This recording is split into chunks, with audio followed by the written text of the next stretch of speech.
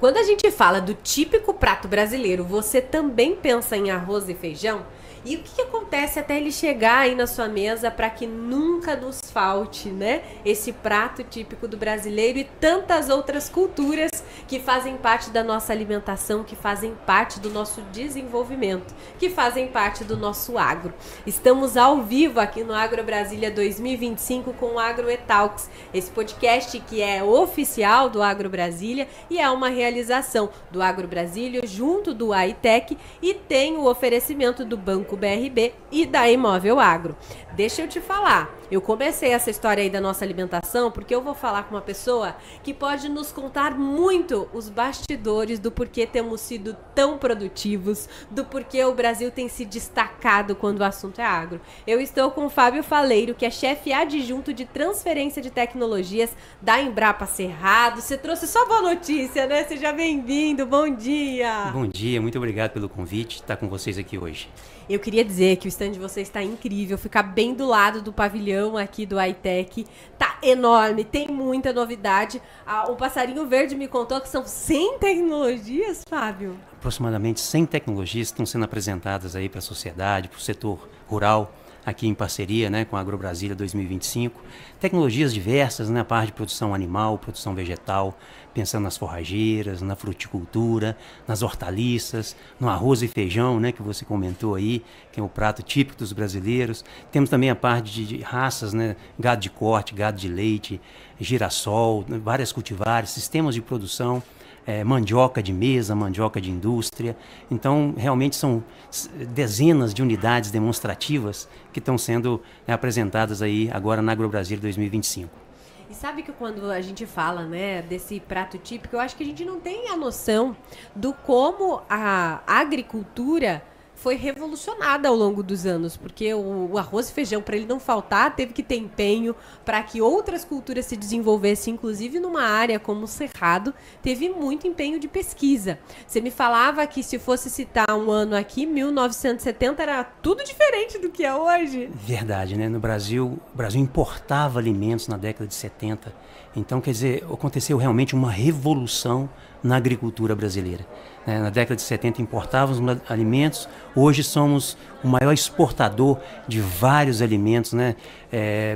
Tanto na parte vegetal quanto na parte animal. Então realmente houve uma revolução. O Brasil hoje produz 5 vezes mais do que seria necessário para alimentar, né, a população brasileira num cenário da década de 70 que a gente importava. E você comentou a questão do Cerrado, né, essa região que a gente está aqui, tão importante para o Brasil, que é um celeiro de produção de alimentos, carne, fibras, né, e realmente a conquista do Cerrado foi muito importante para essa revolução que aconteceu na agricultura brasileira. Então eu diria que investimento, né, em ciência e tecnologia, mas com certeza também a força do produtor rural brasileiro. Aí eu estou falando do pequeno, do médio, do grande, todos são importantes para o Brasil. E essa revolução da agricultura passou pelas mãos, né, pelo suor desse produtor rural brasileiro, tão importante, né, para o Brasil na agricultura de um modo geral, né? A Lídia esteve aqui logo de manhã, ela que é coordenadora aqui do AITEC, e ela nos trouxe uma informação muito bacana que tenho certeza que você vai poder contribuir, que ela dizia assim, a gente não vê ainda o Distrito Federal, ou não via há alguns anos, ele como sendo uma potência do agro, por conta de toda a vitrine política que existe em cima do nosso Distrito Federal. E o Agro Brasília teve esse papel de contribuir realmente para que as pessoas mudassem essa visão, porque aqui começou realmente a dizer, o Cerrado vai progredir, né? Não é verdade? É verdade. A gente pensar no Distrito Federal, nesse programa, né, de assentamento que teve aqui na região, na década de 70, década de 80, né, muitos produtores que hoje prosperaram no campo chegaram aqui e moraram em barraca de lona. Poucas pessoas sabem disso, né? Com a família, para conquistar, para desbravar essa região do Brasil, região do Cerrado, né, do Planalto Central. E realmente você está certa, quer dizer, hoje a referência, o Distrito Federal é recordista, né, de produtividade de várias culturas, então utiliza realmente a tecnologia em vários sistemas de produção, em várias cadeias produtivas, né? Tá acontecendo muita revolução também em termos da região, trazendo novos cultivos, né, como o cacau, como a uva, frutas temperadas aqui na região, já ganhando prêmios, né? O café café também é uma tecnologia que a gente tem unidade demonstrativa na Embrapa, né? Vou mostrar demais, ó, e já pessoal, ganha, né? Trazendo aqui, ó, pra perfeito, gente. E ganha prêmios, né, pela qualidade desse café, utilizando realmente tecnologia no sistema de produção. Então, a AgroBrasília realmente tem um papel importante, mostrar, né, a pujança e a importância da agricultura tropical, né, essa região do Brasil tão importante, que é um celeiro de produção de alimentos, né, de fibras também. Então, a AgroBrasília tem um papel importante, pensando no Distrito Federal também como uma região importante do Brasil, que é o Cerrado aqui do Planalto Central. E aí vamos falar de Cerrado. No Cerrado, você me disse que hoje tudo que planta dá, mas não era assim que a gente viu o Cerrado. Isso se deve ao investimento em pesquisa, alta tecnologia e a dedicação desse homem do campo que está disposto a se reinventar. Como a Embrapa contribuiu para que o Cerrado se tornasse, né, tão produtivo como a gente vê hoje? Perfeito, né? Na década de 70, a maioria dos solos do Cerrado são solos que têm problema de acidez, de alumínio tóxico. Então, quer dizer, antes da tecnologia não se conseguia produzir no Cerrado um capim, na verdade um sistema extensivo, né, de produção de gado. Então realmente era uma região pouco produtiva. E com a tecnologia de manejo do solo, de correção da acidez e da fertilidade do solo, realmente houve uma revolução. Inclusive, um pesquisador da Embrapa, né, Edson Lobato, representando a Embrapa Cerrados, ganhou o Nobel da Agricultura devido a essa tecnologia da correção da acidez e da fertilidade do solo, que tornou um solo inóspito, né, para um solo onde tudo que se planta dá, né, usando tecnologia. Então, realmente houve essa revolução. Logicamente, todo o sistema de melhoramento genético das plantas, dos animais, foi importante. O ajuste no sistema de produção, na fitotecnia, foi muito importante também. Agora nós estamos a questão das bactérias fixadoras de nitrogênio, né, tivemos uma nova pesquisadora da Embrapa que ganhou o Nobel da Agricultura, Mariângela Hungria, que trabalha essa questão dos bioinsumos, né, no uso na agricultura. Então, são tecnologias que realmente levaram a essa produção, a conquistar realmente a produção agropecuária na região do Cerrado. E, logicamente, como você frisou muito bem, nada disso seria possível se não fosse a força, o suor, a garra do produtor rural brasileiro, que a gente tem que tirar o chapéu todo dia. E por onde a gente vê a Embrapa, a gente vê que o produtor já olha assim, eu preciso passar lá, preciso saber o que tem. Vocês já se tornaram essa referência para ele, porque existe realmente essa preocupação em apresentar algo que seja aplicável de fato lá dentro da propriedade. Perfeito. A Embrapa gera centenas de soluções tecnológicas para a produção agropecuária, de modo que essa produção agropecuária tenha, né, sustentabilidade econômica, social, ambiental, né? Não adianta produzir, mas também é importante conservar e usar de forma racional os recursos naturais. Então a Embrapa tem essa importância. E no caso, pensando no produtor, né? O pequeno, o médio, o grande. Então um desafio muito grande, né, a gente realmente buscar a melhoria da qualidade de vida no campo por meio do uso da tecnologia. Então o pequeno produtor, o médio, o grande, realmente tem à disposição essas tecnologias por meio de um processo de transferência de tecnologia que é muito importante também, de modo que ele possa adotar a tecnologia, melhorar a sua rentabilidade, né, usar de forma racional os recursos naturais, de modo que ele possa melhorar realmente a qualidade de vida na propriedade rural. E não tem como ser de outra forma a nossa admiração pelo produtor rural, porque eu fico analisando, analise você comigo. Teve o desafio primeiro fazer o solo que não era fértil se tornar fértil. Aí a gente tem vários desafios climáticos que às vezes não são nem esperados, como a gente viveu no Rio Grande do Sul ano passado, né? A gente tem os desafios climáticos. E agora não é de agora, mas muito mais agora a gente tem dito, tem que produzir mais e com menos, que é a sustentabilidade, essa preocupação, porque a gente está falando também de segurança alimentar para o futuro, né? A gente está falando de mais produtividade no campo e cada vez com mais ênfase nisso. Esse olhar dentro da pesquisa também faz sentido, Fábio? Faz todo sentido, né? A questão da sustentabilidade econômica, né? Social também, que nós temos milhões de produtores produtores rurais no Brasil. E a gente tem que ter um olhar para esses produtores com relação a essa sustentabilidade. E você colocou uma coisa importante, né? É preciso produzir mais com menos e também intensificar o uso da terra, de modo que você possa ter 3, 4, às vezes até 5 safras, dependendo da ótica da produção, no mesmo ano. E isso é possível por meio da tecnologia. Hoje a gente fala muito dos sistemas integrados, né, de produção, por exemplo, o sistema de integração lavoura, pecuária, floresta, onde você pode realmente, com as suas variações, recuperar pastagens degradadas, né, aumentar a produtividade sem derrubar uma única árvore. Então é possível por meio dessa intensificação e de modo que você possa ter uma agricultura mais sustentável do ponto de vista ambiental, né, uma agricultura de baixo carbono ou de carbono negativo, que você possa mitigar gases de efeito estufa. Você colocou essa questão climática que hoje é muito importante, né? E a tecnologia ela vai ser importante para enfrentar esses desafios das mudanças climáticas, né? Melhorando a genética das plantas, ajustando o sistema de produção e também trabalhando, né, a saúde do solo, né, pensando, né, na sustentabilidade da produção agropecuária ao longo das gerações. Então, o produtor rural tem essa preocupação também, né, de cuidar do solo, da fauna, da flora, para que ele possa passar, né, o seu imóvel rural para o seu filho, para os netos, através das gerações. E isso não seria possível sem essa questão do olhar da sustentabilidade. E quando a gente fala de inovação, Fábio, nós estamos olhando muito mais à frente do que 2025. Vocês estão um tempo mais à frente. Tem algum spoiler aí que você pode dar? Porque quando a gente fala de pesquisa, a gente precisa trabalhar com antecedência. Vocês já fazem previsões? Será que vai ficar mais fácil lidar com os desafios climáticos? O que vai facilitar ao longo dos anos e o que pode piorar, que temos que preparar o nosso coração? Você tem boas notícias? Com certeza, eu acho que a pesquisa ela tem que antecipar os problemas, né? Então, nós já estamos trabalhando com essa questão das mudanças climáticas nas nossas linhas de pesquisa. As tendências também do consumidor, que busca também produtos mais saudáveis, né, com menor quantidade de resíduos, de defensivos. Então, a tecnologia também busca a otimização dos sistemas de produção, o manejo integrado de pragas e doenças, para você utilizar cada vez menos os insumos, né, defensivos, para você ter qualidade na alimentação. E uma coisa assim que a gente tem no nosso olhar também é a questão da inclusão socioprodutiva e digital. Hoje nós temos a agricultura 4.0, 5.0, né? Todo produtor tem um smartphone na mão. Se o produtor não tem, o filho tem. Se o filho não tem, o neto tem. Então hoje é uma realidade. Então a questão da comunicação, da inclusão digital também é uma linha importante que a gente tem trabalhado, né, nas nossas pesquisas, porque um desafio muito grande, né? O Brasil é um país continental.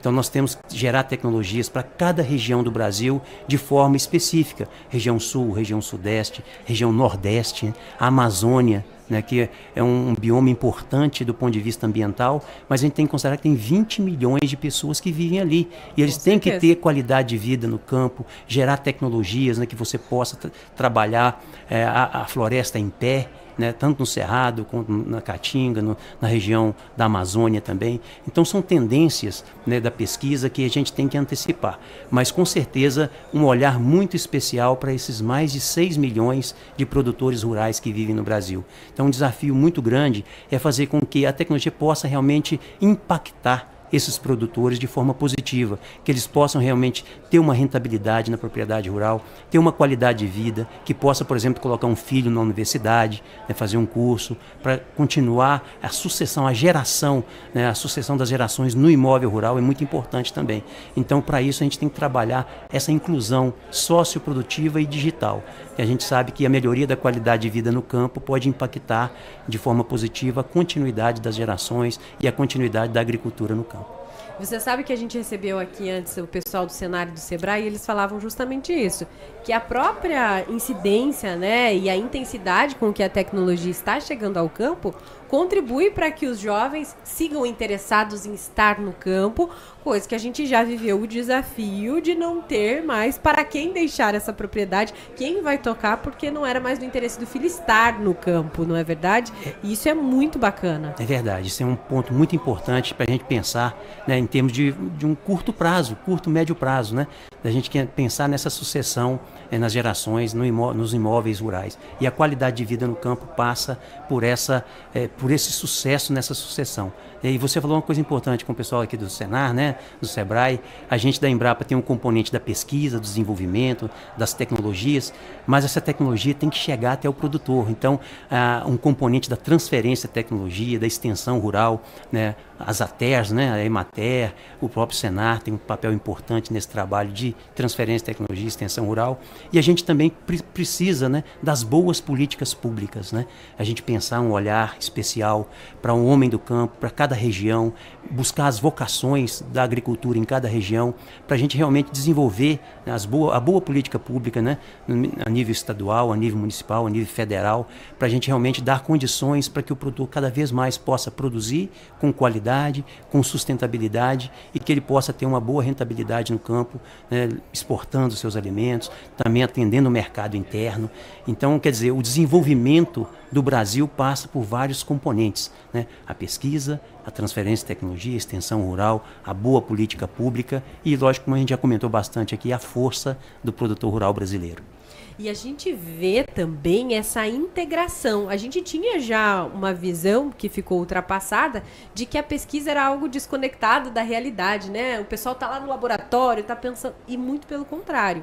A pesquisa realizada hoje pela Embrapa é para esse olhar de aplicabilidade. Vocês conseguem até, usando aqui o AgroBrasília, Fábio, como uma vitrine, perceber essa eficiência de, ao apresentar essa tecnologia, ela chegar lá no campo e realmente fazer a diferença? Perfeito. E a Embrapa trabalha com o chamado macroprocesso de inovação.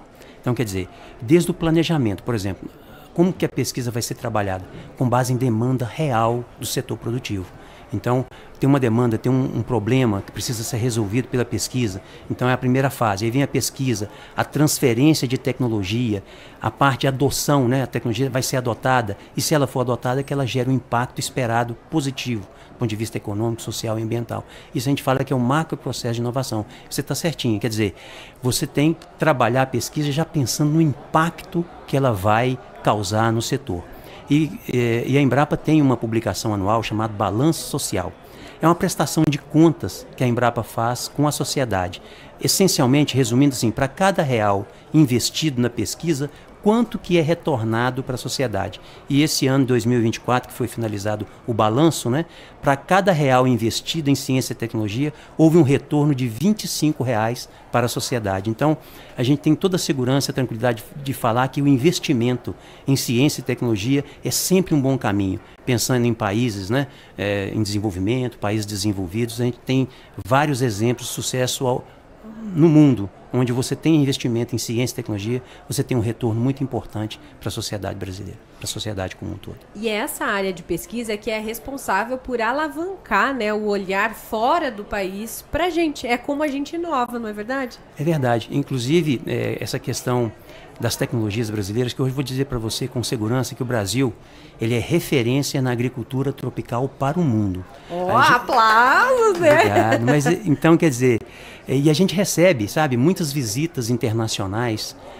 de vários continentes, na Europa, América do Norte, na Austrália, Oceania. A gente recebe muitas visitas e o pessoal buscando qual que é o segredo do Brasil, né, para em poucas décadas transformar a agricultura brasileira, né, de um país importador para um dos principais países exportadores de alimentos. E é curioso porque muitas vezes a gente recebe visitas de produtores ou de agentes públicos do continente, por exemplo, principalmente do continente europeu, e eles chegam com 3 pedras na mão. Ah, não, a agricultura brasileira é aquela que desmata, é aquela que usa agrotóxico, né? E a gente, quando mostra que existe ciência e tecnologia, que é possível realmente produzir, né, sem desmatar uma única árvore, sem usar de forma racional os defensivos, né, para você ter todo o controle. Então, a gente muda a visão desses visitantes que chegam no Brasil para entender o sucesso. A gente mostra que sim, o Brasil tem uma agricultura tropical sustentável do ponto de vista econômico, social e ambiental e que a gente tem grandes contribuições para a humanidade, né? O Brasil realmente, como exportador de alimentos, ele abastece, né, vários países, em vários continentes, em várias áreas do mundo. Então, é sempre bom quando a gente recebe essas visitas e pode passar uma visão ou tirar essa visão viesada, né, que a agricultura brasileira ela tem esses problemas. Na verdade, a agricultura brasileira é uma referência mundial porque houve investimento, né? Investimento em ciência e tecnologia, tem o produtor rural, tem ações de transferência, então a gente fica feliz que depois eles chegam com 3 pedras na mão, mas voltam com 3 flores na mão, reconhecendo, né, que a agricultura brasileira é uma agricultura de referência, uma agricultura sustentável. E eu fiquei sabendo que hoje à tarde, inclusive, vai ter uma visita super assim importante, internacional, para ver o que tem aqui no evento e levar para a África. Conta pra gente. Verdade. Nós temos uma visita hoje de 40 ministros, né, de agricultura de vários países, né, da África, do continente africano. Alguns setores de embaixadas também vão estar nos visitando, conhecendo, mostrando, para conhecer, né, o segredo do Brasil em termos de produção agropecuária. Então é sempre uma oportunidade para a gente mostrar para o mundo que a agricultura brasileira ela tem um valor e ela é referência em termos de agricultura tropical, que é uma agricultura que pode ser feita usando ciência e tecnologia, né, produzindo com rentabilidade, tendo uma importância social e regional, mas também preservando o meio ambiente. É possível produzir e preservar o meio ambiente ao mesmo tempo. E essa mensagem a gente tem passado, né, para todas essas comitivas que nos visitam, até porque os produtos brasileiros, né, precisam ser bem posicionados no mercado externo para abrir novos mercados, porque o Brasil produz alimentos, mas pode produzir mais e pode exportar mais. Então é sempre importante quando a gente tem essa oportunidade de mostrar que a agricultura brasileira é uma agricultura de referência, uma agricultura sustentável. Eu vou te dar um abacaxi agora. Você vai ter que trazer alguém aqui à tarde para falar comigo sobre isso. Eu tô sabendo que o movimento vai estar, inclusive, aqui dentro do I-Tech, né? Verdade. Já vão estar visitando aqui toda a feira, né, esses ministros dos países africanos. Vão estar visitando o estande da Embrapa também com várias ações de transferência, mostrando algumas aplicações que podem ser trabalhadas também no continente africano. Então, vai ser um prazer, né, a gente poder contribuir. Eu acho que esse espaço é muito importante porque dá capilaridade, né, para as informações, está sendo transmitido, né, no YouTube, e isso vai ficar disponível. Então, eu agradeço muito o convite de estar com vocês aqui, foi um papo muito legal, mostrando, né, essa importância da ciência, da tecnologia, da transferência de tecnologia e principalmente da importância do produtor rural brasileiro para o Brasil ter essa agricultura realmente impactante e que houve realmente essa revolução na agricultura devido à força do produtor rural brasileiro. Fábio, eu quero parabenizar vocês pelo trabalho, pela excelência em pesquisa. Com certeza a gente percebe pelo resultado, né? Afinal, sem tecnologias ali para serem apresentadas, é sinal de que vocês estão fazendo um bom trabalho. E mais do que fazer um bom trabalho, é fazê-lo para esse impacto social que você vem falando, que reverbera aí no impacto econômico, né? Que a gente vê um país ainda maior no setor da agricultura. É uma grande honra poder te receber aqui. E me espera que eu vou lá visitar, tá bom? Vamos estar te esperando lá. Nós temos essas tecnologias de várias unidades da Embrapa, né? A Embrapa tem 43 unidades espalhadas pelo Brasil, gerando soluções tecnológicas para cada região. Então vai ser uma alegria recebê-los lá. Eu que agradeço esse honroso convite de estar com vocês aqui hoje, falando da agricultura brasileira. Muitíssimo obrigada e até breve. Para você que está aí do outro lado, seguinte, a gente continua com a nossa transmissão ao vivo até o final do dia. Já já tem mais entrevista para você. Agora vem o Ronaldo aqui, é isso? Vocês vão receber um colega meu, ele vai assumir aqui com vocês a transmissão para levar mais conteúdo sobre esse ambiente inovador que nós estamos vivendo aqui no Agro Brasília 2025. Lembro você que a realização do Agro Talks é do I-Tech, né, aqui dentro do Agro Brasília, e também temos como oferecimento, né, a Imóvel Agro e o Banco BRB. E assim, eu vou aproveitar para tomar mais um cafezinho e já já eu volto. O agro é oportunidade para todos. Agro Brasília 2025.